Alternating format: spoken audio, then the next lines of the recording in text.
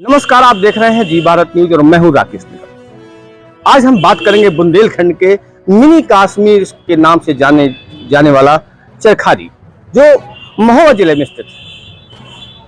आप देखिए मेरे साथ मेरे सहयोगी हिमांक चंद की खास खबर। नमस्कार। चरखारी बुंदेलखंड का वो स्थान जिसकी सुंदरता के चर्चे न केवल उत्तर प्रदेश में बल्कि समूचे भारत में फैले हुए हैं। कहने को तो चरखारी बुंदेलखंड के महोबा जिले की एक छोटी सी तहसील है, जो अपने आप में समेटे है सैकड़ों मनमोहक नज़ारे, जिनको देखकर मन प्रफुल्लित हो जाता है। तभी तो 1956 में उत्तर प्रदेश और मध्य प्रदेश का बंटवारा हुआ। तब चरखारी को मध्य प्रदेश में जाने से रोकने के लिए उत्तर प्रदेश के पहले वजीर आला गोविंद वल्लभ पंत ने काफी मशक्कत की थी, क्योंकि उनके हिसाब से चरखारी है बुंदेलखंड का कश्मीर। ये वही चरखारी है जिसका नाम भगवान विष्णु के सुदर्शन चक्र पर पड़ा है, तभी तो इसको मिनी वृंदावन के नाम से जाना जाता है। चरखारी में आने के लिए रेल मार्ग, सड़क मार्ग या हवाई मार्ग की कनेक्टिविटी बड़ी ही सुलभ है। बुंदेलखंड के लोगों के लिए लाइफलाइन कहे जाने वाले बुंदेलखंड एक्सप्रेसवे की दूरी चरखारी से 30 किलोमीटर है। यहाँ से रेलवे स्टेशन की दूरी मात्र 17 किलोमीटर की है और चरखारी से खजुराहो एयरपोर्ट की दूरी मात्र 60 किलोमीटर की है।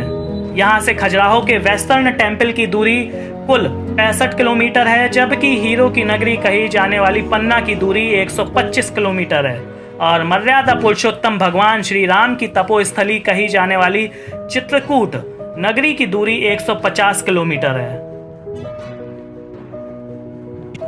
अगर चरखारी के इतिहास की तरफ रुख किया जाए तो इतिहासकार कहते हैं चरखारी का प्रथम उल्लेख चंदेल नरेशों के ताम्रपत्र में मिलता है।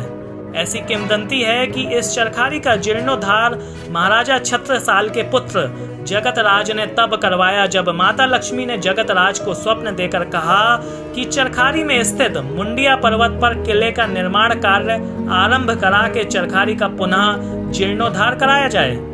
आप जो किले की दीवारों को अपनी स्क्रीन में देख रहे हैं, यही है वो मंगलगढ़ किला, जिसके निर्माण के लिए माता लक्ष्मी ने जगतराज को स्वप्न दिया था।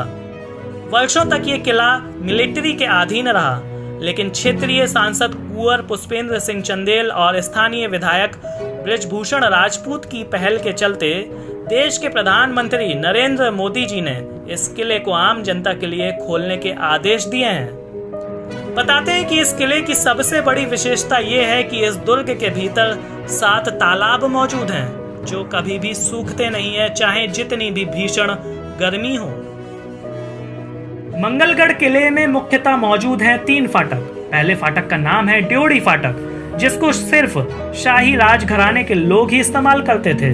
किले के दूसरे फाटक का नाम था सूपा फाटक और इसी फाटक के जरिए किले में हथियारों की सप्लाई कराई जाती थी, जबकि तीसरे फाटक का नाम था हाथी चिगाड़ फाटक।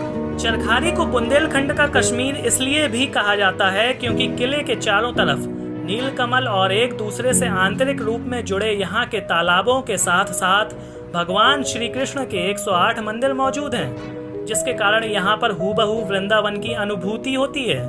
इस मिनी वृंदावन को पर्यटन के मामले में विश्व पटल पर ले जाने के लिए चरखारी विधायक ब्रिजभूषण राजपूत वर्षों से कड़ी मशक्कत कर रहे हैं, जिसका नतीजा ये निकला कि अब उत्तर प्रदेश सरकार भी चरखारी को पर्यटन के मामले में हब बनाने के लिए रुचि दिखा रही है और चरखारी के साथ साथ चरखारी विधानसभा के भीतर सभी मंदिरों का जीर्णोद्धार करा रही है। पर्यटन के मामले में बढ़ावे को लेकर विधायक जी की पहल यही नहीं रुकती। इसके बढ़ावे के लिए उत्तर प्रदेश सरकार की मदद से वे चरखारी में वर्ल्ड क्लास हेरिटेज होटल का निर्माण करवा रही हैं, जो आने वाले समय में यहाँ पर आए पर्यटकों को कश्मीर के साथ साथ वृंदावन का एहसास कराएगा। ये है जैतपुर का मस्तानी महल। ये महल है पेशवा बाजीराव और रूपवती मस्तानी की अमर प्रेम कहानी का गवाह। यहीं से शुरू हुई थी बाजीराव और रूपवती मस्तानी की प्रेम कहानी। जब महाराजा छत्रसाल ने मोहम्मद खां बंगश का सामना करने के लिए पेशवा बाजीराव से मदद मांगी थी, तब पेशवा बाजीराव ने इसी मैदान पर अपनी कुशल रणनीति के चलते मोहम्मद खां बंगश को धूल चटाई थी। ये है जैतपुर का धौसा मंदिर। जिसे गोपाल जी महाराज के नाम से जाना जाता है। इस मंदिर के समीप बने कुंड के बारे में यह विशेषता है, जब कभी भी यहाँ पर किसी भी तरह के भंडारे का आयोजन किया जाता था और उस भंडारे में किसी भी तरह के सामान की कमी होती थी तो वो इसी कुंड के जरिए पूरी की जाती थी। इस महल को कुलपहाड़ के लोग सेनापति महल के नाम से जानते हैं। इस महल के बारे में बताया जाता है कि महाराजा छत्रसाल के पुत्र जगत राज ने अपने सेनापति रायमन यादव को उपहार के तौर पर दिया था। इस महल के बाहर बनी मूर्ति पर खुद सेनापति रायमन यादव अपने घोड़े पर विराजमान है। ये है सालठ का किला, जिसे आला उदल का किला भी कहा जाता है। इस किले में मौजूद है रहस्यमयी गुफाएं, जिनका इस्तेमाल युद्ध के दौरान आला उदल एवं उनकी सेना करती थी।